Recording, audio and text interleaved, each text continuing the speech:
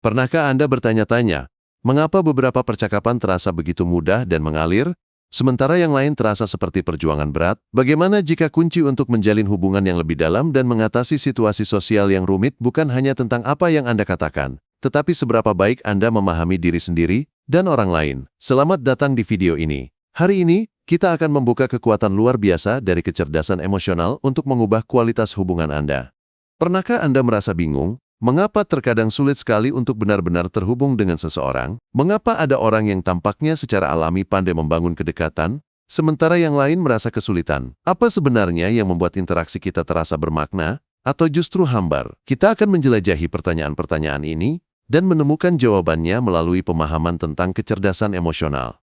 Apakah Anda lelah dengan kesalahpahaman dan merasa terputus dari orang-orang di sekitar Anda? Meskipun Anda sudah berusaha sebaik mungkin, perjuangan untuk benar-benar terhubung dengan orang lain memang nyata, tetapi ini bukanlah takdir Anda. Temukan bagaimana menguasai kecerdasan emosional mulai dari empati hingga kesadaran diri, dapat memberikan strategi praktis untuk membangun ikatan yang lebih kuat dan bermakna dalam setiap aspek kehidupan Anda. Mari kita pecahkan bersama. Bayangkan sebuah dunia di mana Anda dengan mudah menavigasi dinamika sosial yang kompleks, memahami isyarat-isyarat yang tak terucapkan, dan membangun hubungan yang kuat dan autentik.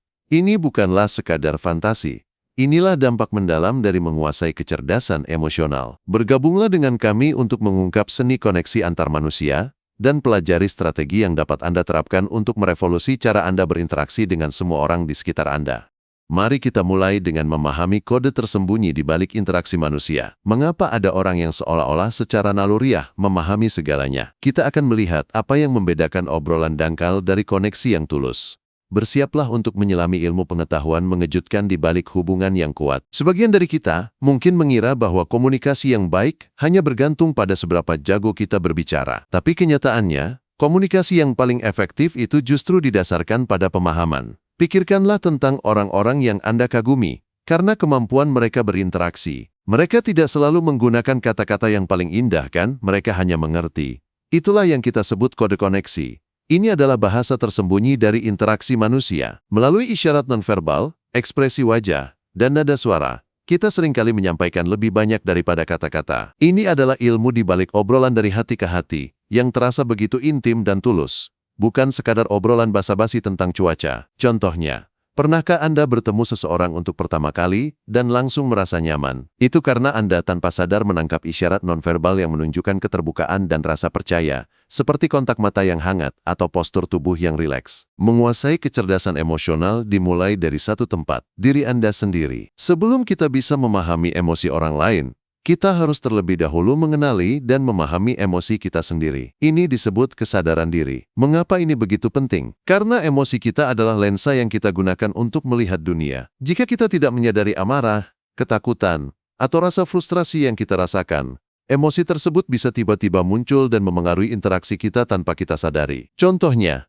bayangkan Anda sedang dalam pertemuan tim dan ide Anda ditolak. Jika Anda tidak menyadari rasa kecewa atau tersinggung, Anda mungkin bereaksi defensif atau bahkan menyerang balik ide orang lain. Tapi, jika Anda menyadari perasaan tersebut, Anda bisa memilih untuk menarik napas dalam-dalam, mengakui emosi itu, dan merespons dengan bijak. Seperti, terima kasih atas masukannya. Bisa dijelaskan lebih lanjut apa yang membuat ide ini kurang cocok. Untuk melatih kesadaran diri, Anda bisa mencoba jurnal emosi. Setiap malam, luangkan waktu 5 menit untuk menuliskan emosi apa saja yang Anda rasakan hari itu dan apa penyebabnya. Ini adalah cara praktis untuk mengidentifikasi pemicu emosional Anda. Jika kesadaran diri adalah langkah pertama, maka empati adalah langkah kedua yang tak kalah penting. Empati bukanlah simpati. Simpati adalah merasa kasihan terhadap orang lain. Saya merasa kasihan padamu. Sedangkan empati adalah merasakan bersama orang lain. Saya bisa merasakan bagaimana rasanya berada di posisimu. Lalu, bagaimana cara mempraktekannya? Mulailah dengan memperhatikan hal-hal kecil. Isyarat nonverbal. Perhatikan bahasa tubuh lawan bicara. Apakah bahunya tegang? Apakah matanya menghindari kontak? Isyarat ini seringkali menceritakan kisah yang lebih jujur daripada kata-kata. Mendengarkan aktif. Dengarkan untuk memahami, bukan untuk membalas. Ketika seseorang berbicara, cobalah untuk benar-benar mendengarkan tanpa memikirkan apa yang akan Anda katakan selanjutnya. Tanyakan pertanyaan-pertanyaan yang mendalam, seperti, bagaimana perasaanmu tentang hal itu? Atau, apa yang paling sulit dari situasi ini bagimu? Contohnya, Seorang teman bercerita tentang masalah di kantor. Alih-alih langsung memberikan solusi, Anda bisa mencoba mengatakan, "Wah, sepertinya itu berat sekali. Saya bisa bayangkan betapa frustrasinya kamu menghadapi situasi seperti itu." Pernyataan ini menunjukkan bahwa Anda benar-benar mendengarkan dan merasakan emosinya. Hidup adalah tentang berinteraksi dengan berbagai macam orang, dan kecerdasan emosional adalah kompas Anda. Ada dua keterampilan penting di sini, pengelolaan konflik dan pembangunan raport. Untuk konflik itu tidak bisa dihindari, tapi bisa dikelola dengan baik. Daripada langsung menyerang, cobalah teknik saya, I statements. Alih-alih kamu selalu tidak mendengarkan, ubah menjadi, "Saya merasa tidak didengar ketika kita membicarakan hal ini." Ini mengalihkan fokus dari menyalahkan orang lain menjadi mengungkapkan perasaan Anda, yang lebih kecil kemungkinannya memicu respons defensif. Untuk membangun raport, membangun hubungan yang baik, tidak selalu harus membutuhkan waktu lama. Cobalah teknik mirroring, meniru bahasa tubuh lawan bicara secara halus dan tidak disadari. Atau, temukan titik kesamaan dan fokuskan percakapan pada hal-hal yang kalian berdua sukai. Kecerdasan emosional bukanlah sesuatu yang Anda dapatkan dalam semalam.